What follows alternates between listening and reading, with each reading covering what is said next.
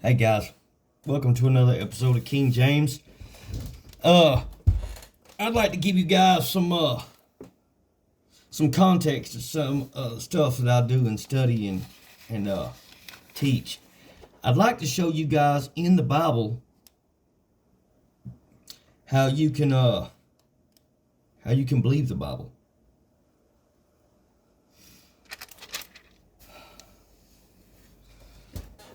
So I'd like to show you guys how in the Bible you can believe the Bible. Because somebody could just be making this stuff up, you know. So this video might be a little bit long. But if you bear with me, there's a really good secret I found in here. It's in John chapter 9. And if you bear with me on this video, then you can see some proof that the Bible's real in the Bible. Now, how you going to do it? Well, you'll have to watch the whole video to see, but it's definitely here. It's definitely proof. So here's where it starts at. It says, and Jesus passed by, and as Jesus passed by, he saw a man which was blind from his birth. And his disciples asked him, saying, Master, who did sin, this man or his parents, that he was born blind? Jesus answered, Neither hath this man sinned, nor his parents, but that the works of God should be made manifest in him. I must work the works of him that sent me while it is day. The night cometh when no man can work. As long as I am in the world, I am the light of the world. When he thus spoken, he spat on the ground and made clay of the spittle.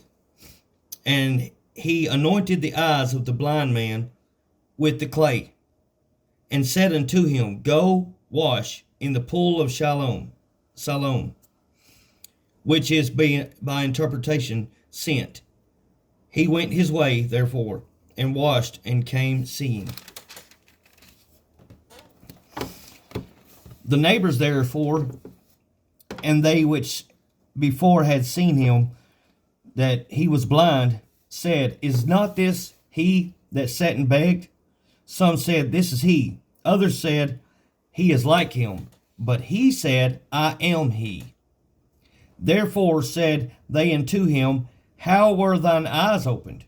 He answered and said, A man that is called Jesus made clay, and anointed mine eyes, and said unto me, Go to the pool of Siloam, and wash. And I went and washed, and received sight. Then said they unto him, Where is he? And he said, I know not. They brought to the Pharisees him that aforetime was blind. Now listen, if you guys want to do a deep dive study, I would say get you a highlighter or a pen and just underline. But I want you to underline this verse right here, number 13. So I'm going to highlight it, and I'll read it to you again. This verse is, they brought to the Pharisees him that aforetime was blind. So that's where I want you to mark. I want you to mark at, which is chapter 9, verse 13. And it was the Sabbath day when Jesus made the clay and opened his eyes. Then again the Pharisees also asked him how he had received his sight. He said unto them, He put clay upon mine eyes, and I washed, and do see. Therefore said some of the Pharisees, This man is not of God, because he keepeth not the Sabbath day. Others said, How can this man that is a sinner do such miracles? And there was a divide among them. They say unto the blind man again, What sayest thou of him, that he hath opened thine eyes? He said, He is a prophet. But the Jews did not believe concerning him, that he had been blind, and received his sight, until they called the parents of him that had received his sight. So, now I want you to mark right there just the last part of it. They called the parents of him that received his sight. And they asked them, saying, Is this your son, who ye say was born blind? How then doth he now see? His parents answered them and said, We know that this is our son, and that he was born blind. But by what means he now seeth, we know not. Or who hath opened his eyes, we know not. He is of age, ask him. He shall speak for himself. These words spake his parents, because they feared the Jews. For the Jews had agreed already that if any man did confess that he was Christ, he should be put out of the synagogue. Now, your pen again. Remember, we're doing this to study to find out the truth, whether or not we can trust this Bible. So I want you to also mark down 22. And what does 22 say? I'm marking every bit of it in yellow highlighter.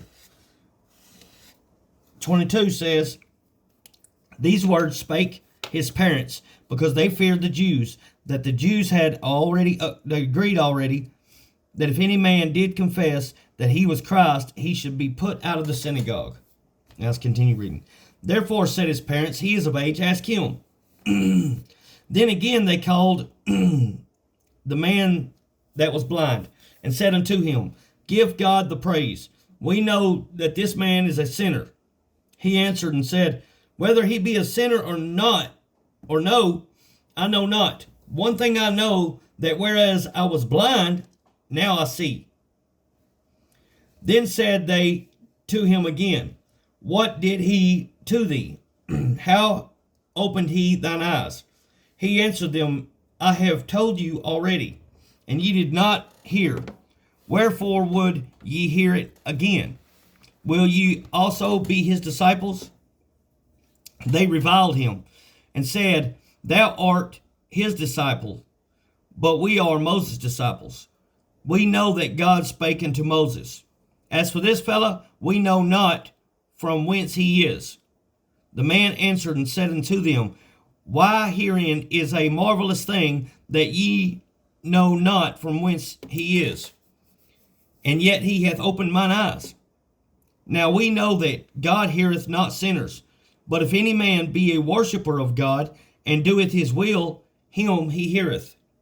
Since the world began, was it not heard that any man opened the eyes of one that was born blind?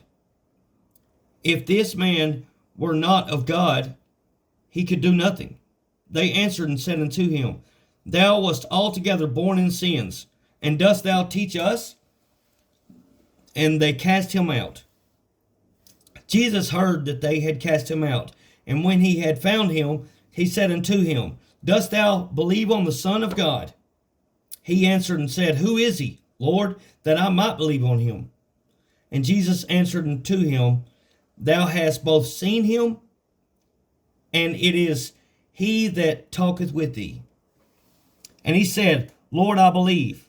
And he worshipped him. Okay. And Jesus said, For judgment. Take out your marker again. Jesus says, For judgment I have come into this world, that they which see not might see, and that they which see might be made blind.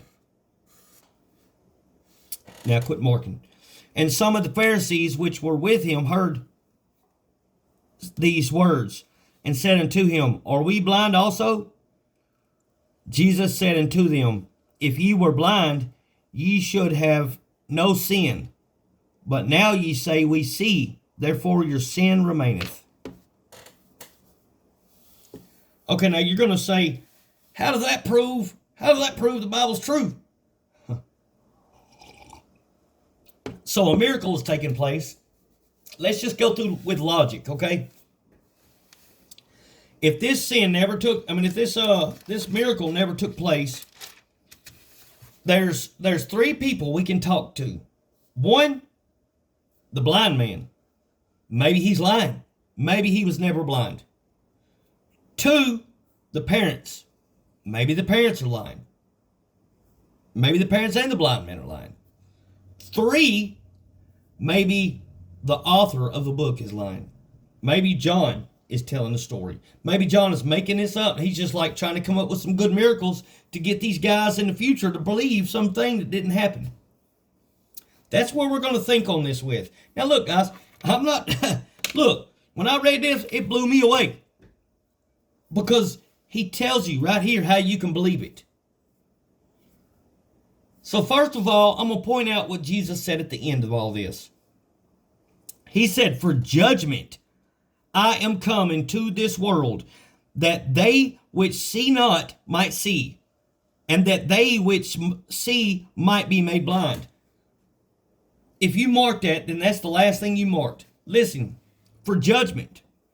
If me and you was to judge and take this to court, let's look at the evidence in the scriptures. Let's look at the evidence. First of all, is the blind man lying? Let's see, first of all, if we can take these scriptures out of the things you marked and prove that the blind man ain't the one lying. So it moves it on to the next guy. Well, the first thing you marked says they brought to the Pharisees him that aforetime was blind. So that's evidence right there. We could drop the case that the blind man was lying because he didn't show up to the Pharisees. The townspeople who saw him and knew he was blind brought him. So there's one evidence right there. Well, I'm gonna believe that the blind man is really blind and then now see. Then it says the next thing you marked here, guys. They called the parents of him that received his sight. 2 scratches on, I don't think it's the blind man. A, he didn't show up. They brought him to the Pharisees. B, they brought the parents of him up here. Now the next thing you marked, these words spake his parents because they feared the Jews. For the Jews had agreed already that if any man did confess that he was Christ, he should be put out of the synagogue. What does that mean? You'd go to the synagogue to make sacrifices. That's how you're going to get to heaven. Okay? So if you get kicked out of the synagogue, you can't go and make your sacrifices. You can no longer receive forgiveness for your sins. How are you going to get to heaven? So the parents feared being thrown out of the synagogue because they feared that they would be stopped from making sacrifices and forgiven of the sins that they could go to heaven. So they fear right from wrong. And so then right after that you mark that, if you notice, therefore said his parents, he is of age, ask him. Because they don't want to get thrown out. So they say, yeah, he's our son. Yeah, he was born blind. But ask him how he received his sight, because we don't want to get kicked out of the synagogue. You're not going to be, if you're a liar, then it don't matter. You're going to say, oh yeah, Jesus, But you don't want to get kicked out of the synagogue. So if they were doing it just to prove Jesus, so if this was a set up thing, the blind man wasn't really blind, the parents are up there lying, then they're not going to take an escape route and say, I don't know that Jesus. They're going to use it. They're going to say, if they're lying, then they're going to say, yeah, Jesus is the Messiah.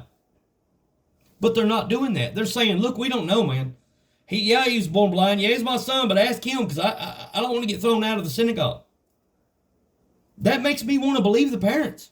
Do you understand this? That makes me want to believe the blind man. Do you understand this? So right there, now we've narrowed it down to where only person that can be lying is John. The writer of the book, he's lying. He's making all this up. Is he? Well, if you look a little bit more into this John character, then you'll see that he tells the story of Jesus standing at Lazarus' tombs and says, come out. It doesn't say he went over and put something on Lazarus. He healed several other blind people, several crippled people, and didn't use nothing. He didn't use no substance. So for John to just throw in all of a sudden, Jesus heals somebody, speaks a man out of the tomb. Now he needs clay. So he spits on the ground and makes clay.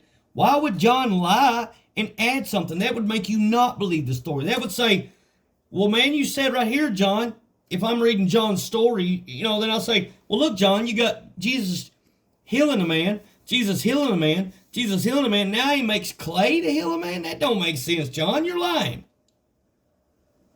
Maybe it's because John is literally writing what he sees. He's not.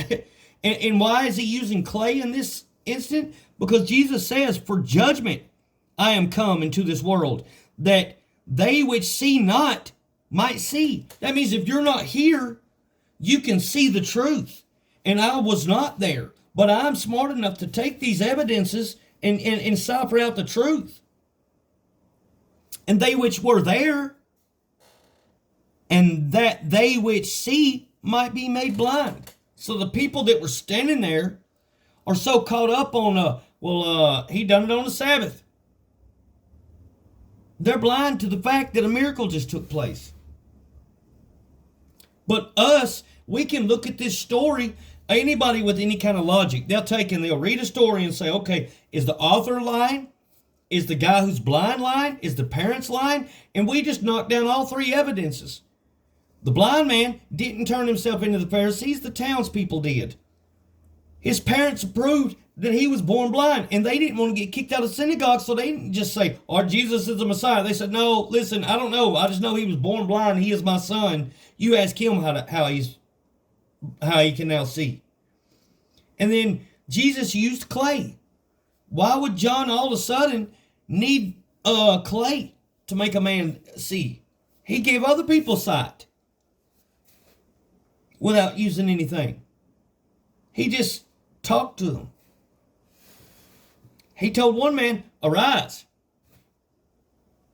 And he stood up.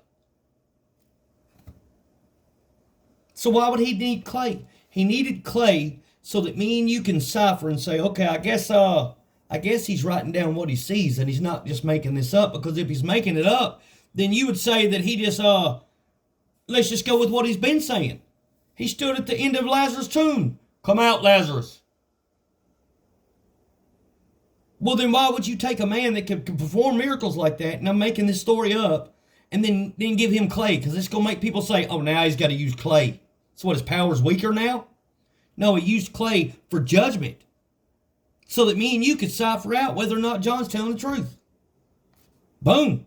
Boom, guy. If you mark them things down and you read over them, you should be able to see.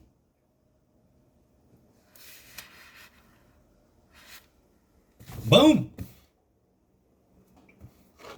All right, guys, that's all I got for you. I pray that truth could be in your eyes and that you could meditate on this. You could think on this and you could see the same truth that I see. That, man, the Bible's true. In Jesus Christ's name I pray. Amen.